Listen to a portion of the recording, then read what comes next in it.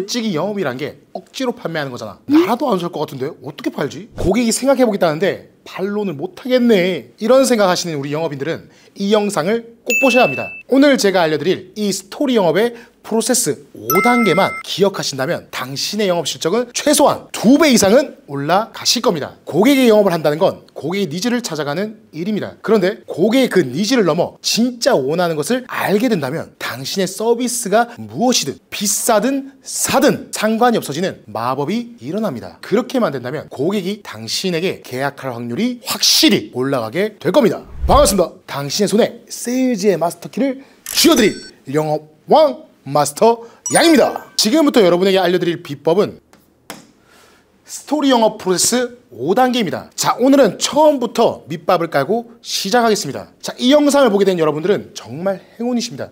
지금 보여드리는 이 사진은 제 자리 바로 뒤에 서재인데요. 사진에 보이는 책만 해도 1000만원치가 넘습니다. 물론 이외에도 수많은 책을 읽었죠. 오늘 알려드릴 스토리 영업 프로세스 5단계는 제가 수천만원치의 책을 읽고 교육을 받고 제가 직접 적용했던 영업 노하우 중에 알짜배기만 꾹꾹 눌러 담아서 만든 프로세스입니다. 이렇게 시간과 돈을 아껴드리는 이 마스터 양의 채널을 구독해 놓으시고 매주 올라온 영상 편안하게 보시면 좋을 것 같습니다. 자, 그럼 바로 시작하겠습니다. 스토리 영업 프로세스의 제 1단계는 바로 유대관계 구축하기입니다. 자, 여러분 처음 영업을 시작했을 때 어떻게 시작하셨나요? 스크립트를 주면서 외우고 일단 영업 현장으로 나가라고 하거나 지인들에게 전화부터 돌리라고 하는 경우가 굉장히 많았을 겁니다. 영업직은 고객과 유대관계를 구축하는 것이 정말 중요한 직군인데도 불구하고 제대로 가르쳐주는 사수가 없단 말이죠. 그래도 실적이 좋은 선배들에게 어떻게 하면 되는지 가르쳐달라고 하면 영업은 진심을 다해서 해봐, 영업은 센스야, 짜샤. 자, 이렇게 말하는 선배들도 많았습니다. 자, 물론 그 선배들을 욕하는 건 아닙니다. 그 선배들 역시 그렇게 맨땅에 헤딩해 가며 배웠기 때문에 그런 식으로 알려줄 수밖에 없었던 거죠. 그래서 저는 상위 0.1%의 선배님들에게 무릎을 꿇어가며 가르침을 달라고 부탁했었고요. 상위 0.1%의 선배들의 말투부터 제스처, 숨소리 하나하나까지 따라해서 영업을 배웠습니다. 그렇게 영업을 배우면서 가장 처음 해야 하는 것이 바로 이 고객과의 유대관계를 얼마나 잘 구축하느냐가 관건이란 겁니다. 실적이 저조한 영업인들의 특징이 고객과 유대가 쌓이기도 전에 상품 얘기부터 먼저 꺼낸다는 거예요. 급하단 말이죠. 그 전에 먼저 고객과 인간적으로 통해야 합니다. 첫 만남에서 몇 분 안에 고객이 나를 어떤 사람으로 보게 될지가 결정된단 말이죠. 고객이 나를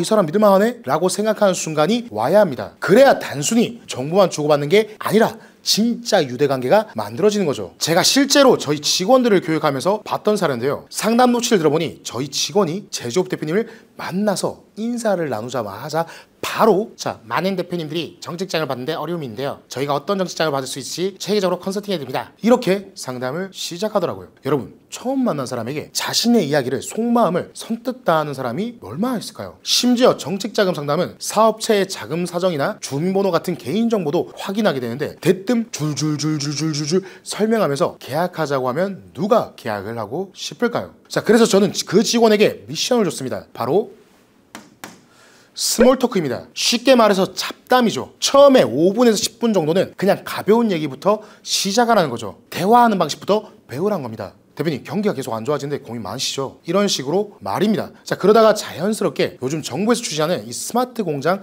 구축 사업 정책 자금으로 문의를 주신 분이 굉장히 많은데요. 혹시 그런 고민도 있으셨을까요? 다시 한번 강조드리지만, 자, 1000만에서 3분에서 5분 안에 고객이 나를 어떤 사람으로 보게 될지가 결정됩니다. 곧바로 상품 설명으로 상담을 시작한 사람은 본인 실적을 올리러 온 사람으로 인식되고요. 처음에 3분에서 5분 정도 대표님의 상황에 공감하고 상담을 시작한 사람은 도움을 주기 위해 온 전문가로 인식이 되는 겁니다. 이게 바로 유대관계죠. 심리학적으로도 첫인상이 3초 컷 많이 들어보셨죠? 3초 내에 결정된다고 말하는데요. 재밌는 건 이때 말의 내용보다 비언어적 신호가 훨씬 더 중요하다는 겁니다. 미소를 짓는지, 눈을 제대로 마주치는지, 말하는 속도나 톤은 어떤지, 공간을 어떻게 사용하는지, 이런 것들이 상대방한테 무의식적으로 안정감을 준단 말이죠. 단 3초면 첫인상이 결정되는데 유대관계를 갖기에는 5분 정도면